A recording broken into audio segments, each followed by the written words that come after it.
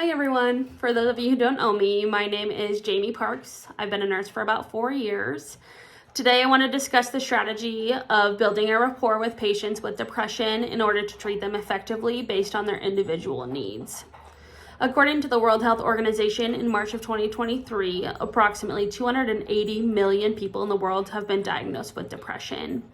That's a very significant number, which means that it's likely that healthcare professionals will handle patients with depression on at least a weekly basis, if not an everyday basis. So that's why it's so important for us to know how to communicate with these patients in order to treat them effectively.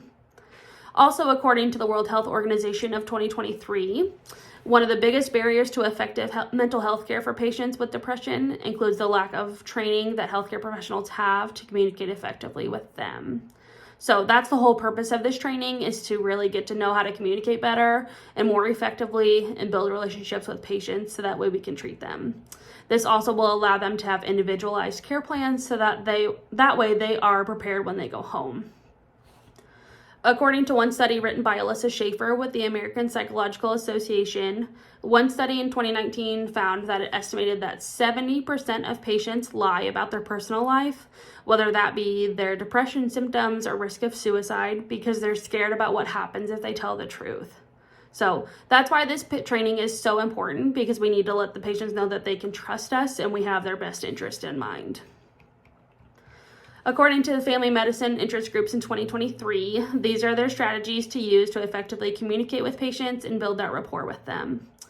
The first step is to minimize distractions when communicating with patients. That way they know that they are your focus.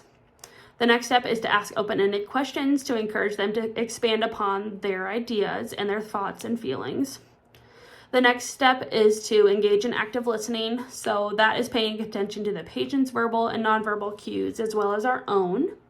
And then the last strategy is to ask them personal questions. So whether that be about their family, their jobs, their home life, anything like that, that just lets the patient know that we care about them as a whole person rather than just their illness. So that way that trust can build within our relationship with our patients, and then they can communicate their needs to us. After watching this video, there will be a sign-in sheet just stating that you watched this video. And then over the course of the next 3 weeks, there will be mandatory in-person training to discuss ways to implement this strategy in our facility. All departments need to attend this, so that includes nursing, physicians, PT, OT, social work, lab, radiology, and anyone else I may have missed that has direct patient contact.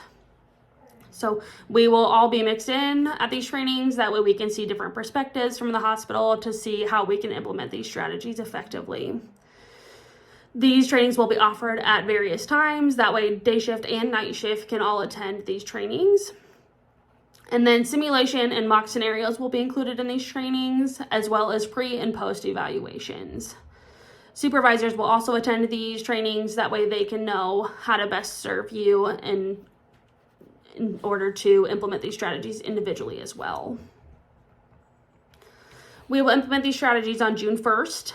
It is expected that all employees will have completed training by this time, and it is expected that strategies from these trainings will be implemented at this time.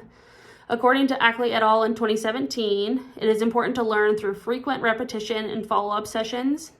So because of this, it is likely that managers and supervisors on your floor will follow you around during patient care times. That way they know that you're using these strategies effectively. Then after 3 months of implementing these strategies, we will send a survey to each and every one of you to see how things are going, how we can improve, and how it is going well. And then after 6 months of implementing these strategies, we will send surveys to patients to see how they feel about how we're doing with communication and building effective relationships with them as well. One last saying for you to take with you today is the famous quote by Theodore Roosevelt, according to the Theodore Roosevelt Center in 2002. Nobody cares how much you know until they know how much you care. So that's the whole premise of this training. So I encourage you to get to know your patients, show them how much you care, and then treat them effectively. If you have any questions, please contact me or your supervisor. Thank you.